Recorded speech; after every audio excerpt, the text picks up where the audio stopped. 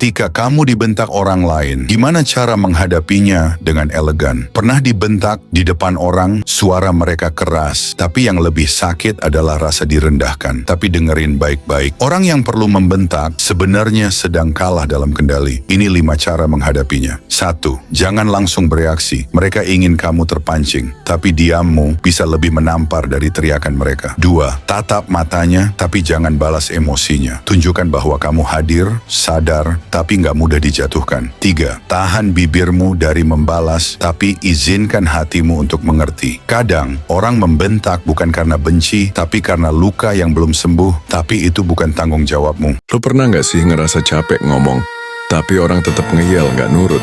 Nah, sini gue kasih tahu satu teknik dark psychology yang bisa bikin orang ngerasa bersalah dan akhirnya nurut sama lo.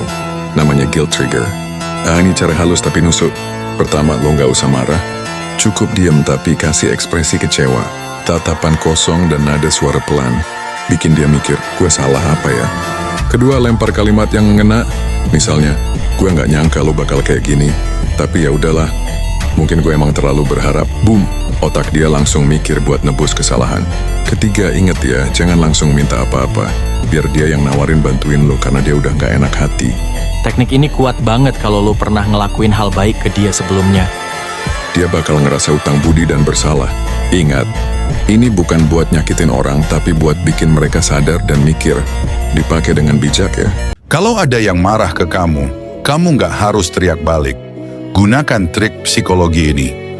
Pertama, jangan langsung membela diri atau menyangkal. Karena otak orang yang emosi butuh waktu buat turun ke mod logis. Kedua, gunakan teknik mirroring. Ulangi kata terakhir dari kalimat mereka dengan nada tenang seperti menegaskan. Contoh, mereka teriak, "Kamu selalu egois." Kamu jawab pelan, "Aku egois?" Ini bikin otak mereka berhenti sejenak karena mereka merasa kamu mendengar, bukan sekadar menunggu giliran bicara. Dan ketika mereka mulai menurunkan suara, bicaralah lebih pelan lagi. Orang yang mendengar nada lembut cenderung otomatis menyesuaikan. Ingat, menang bukan soal volume. Kadang kontrol terbaik adalah sikap tenang yang bikin lawan bicara kehabisan amarahnya sendiri. Dahin dikritik di depan umum atau dipermalukan di tongkrongan, rasanya pasti nggak enak. Tapi justru di situ karakter lu diuji. Sekarang gue tanya, waktu lu dibully, apa reaksi kebanyakan orang? Kesel, meledak, emosi, dan anehnya, justru itu yang bikin orang yang ngebully menang. Kenapa? Karena yang mereka cari bukan kebenaran, mereka cari reaksi, mereka haus validasi. Dan validasi itu datang dari cara lu ngerespon. Semakin lu meledak, semakin mereka puas. Semakin lu marah, semakin mereka senang. Karena mereka ngerasa berhasil nguasain situasi. Jadi apa yang harus lu lakuin? Kontrol reaksi lu. Contoh, lu dibully karena lu kurus. Mereka bilang, lu kurus banget sih.